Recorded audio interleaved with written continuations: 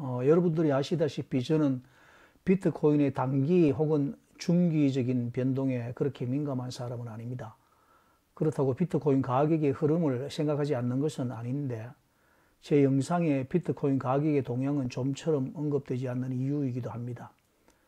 구독자님들의 궁금증이 있고 또 가격이 어떻게 될 거냐고 물어보시는 분들이 계십니다. 안녕하십니까, 비트코인 호들러입니다. 오늘은 2025년 6월 21일입니다.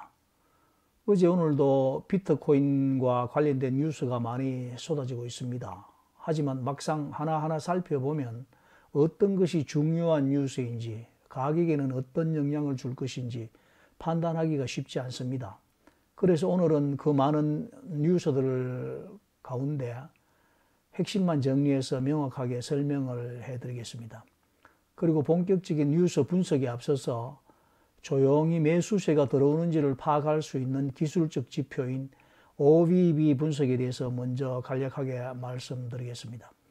OVB는 온밸런스 볼륨의 약자인데 이름은 조금 생소할 수 있지만 그 내용은 직관적입니다. 간단히 설명드리면 가격이 오르면 그날의 거래량을 더하고 가격이 떨어지는 날은 그날의 거래량을 빼서 누적하는 방식입니다. 이렇게 거래량을 누적해 가면서 누가 사고 있는지 혹은 누가 팔고 있는지를 숫자로 확인할 수 있습니다.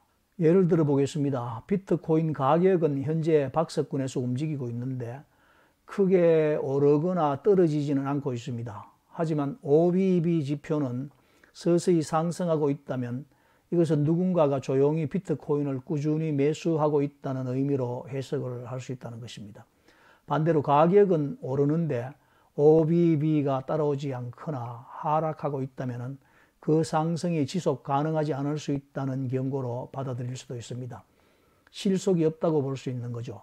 이처럼 OBB는 가격 차트만으로는 볼 수 없는 숨은 매수세 혹은 매도세를 보여주는 중요한 기술적 신호입니다. 이제 오늘 있었던 주요 비트코인 뉴스들을 정리해 드리겠습니다. 오늘 뉴스가 상당히 많았지만 그 중에 5가지 정도로 핵심 요약을 해 보겠습니다. 첫째, 기관과 기업들의 비트코인 보유가 계속해서 증가하고 있다는 말입니다. 뿐만 아니라 ETF나 인덱스 펀드, 대형 투자 기관들도 간접적으로 비트코인에 노출되고 있습니다. 둘째, 비트코인 가격은 현재 10만 4천 불에서 11만 불 사이 박스권 횡보를 이어가고 있습니다. 눈에 띄는 변동은 없지만 앞서 말씀드린 OBB 지표는 조용히 상승하고 있습니다. 이는 시장의 매수세가 서서히 쌓이고 있음을 의미합니다. 셋째, 정책적인 환경도 점점 우호적으로 바뀌고 있습니다. 그렉 에버트 텍사스 주지사는 비트코인 준비금을 포함한 특정 주정부 기금을 일반 재정으로 전환하지 못하도록 하는 보호법안 HB 4488을 통과시켰다고 합니다. 이번 법안은 비트코인 준비금뿐 아니라 텍사스 첨단 원자력 개발 기금, 걸프 해안 보호기금 등도 보호 대상으로 명시했고 이들 기금은 별도의 법적 기구로 설치되는 모양입니다. 그리고 비트코인과 시가총액 500억 달러 이상의 가상자산에 투자할 수 있도록 허용하는 법안인 SB21 법안은 주지사 서명 단계만 앞두고 있다고 합니다. 텍사스 비트코인 전략 준비금 설립 여부는 해당 법안 통과 여부에 달려 있으며 설립 시에는 이번에 통과된 HB 4488의 보호를 받게 된다고 합니다. 그리고 오랜만에 엘살바도르 나이브 부켈레 소식도 있는데 비트코인 8개를 추가로 매입해서 비트코인 보유량을 7,207개로 늘렸다고 합니다. 나이브 부켈레는 저보다 훨씬 늦게 비트코인을 모으기 시작했는데 저는 그동안 비트코인이 별로 늘어난 게 없는데 엘살바도르는 7,207개로 늘렸다고 하니 대통령이 좋긴 좋은 것 같습니다. 엘살바도르가 매일 1개씩 돈이 없을 때까지 산다고 했는데 하루에 1개보다 훨씬 많이 모아나간 것 같죠.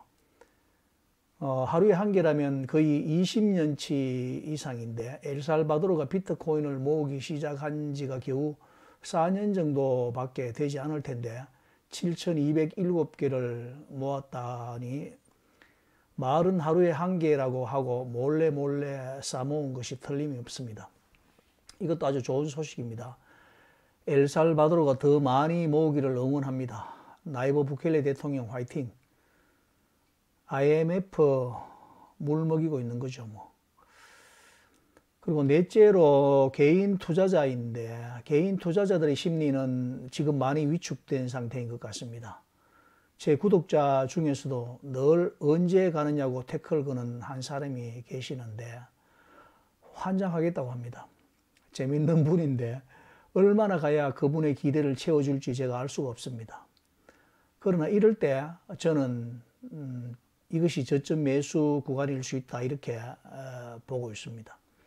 이전에도 보면은 강세장이 시작되기 전에 개미들, 개인 투자자들은 늘 약세였거든요. 그걸 보더라도 지금이 매수하는데 그렇게 나쁜 조건이 아니다. 저는 이렇게 판단을 합니다.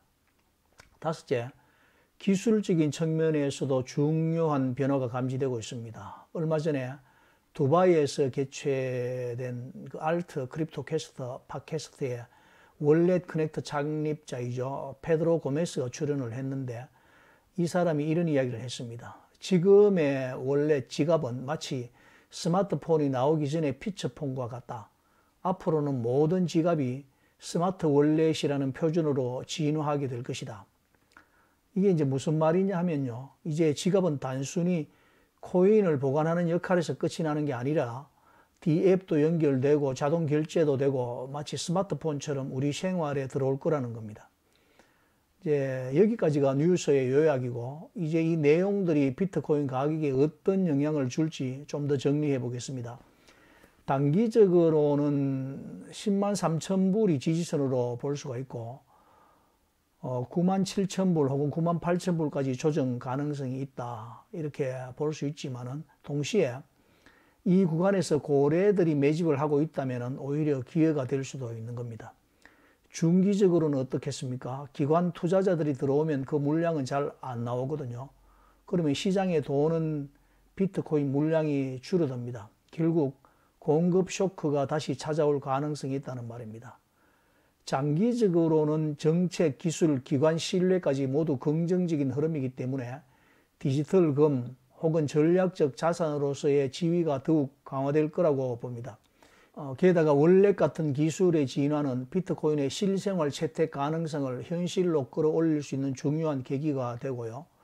이렇게 보면은 지금 시장에는 조정도 있고 불확실성도 있지만 반대로 말하면은 모든 좋은 흐름이 한 방향으로 모이고 있다 이렇게 볼 수도 있습니다. 우리가 봐야 하는 것은 겉으로 드러나는 소음이 아니라 조용한 신호입니다. 그 신호를 여러분과 함께 계속 추적해 보려고 합니다. 오늘 영상이 도움이 되셨다면 좋아요, 구독 그리고 알림 설정 정중히 부탁드리고요. 그리고 저는 다음 영상에 뵙도록 하겠습니다. 비트코인 호돌이었습니다. 빰.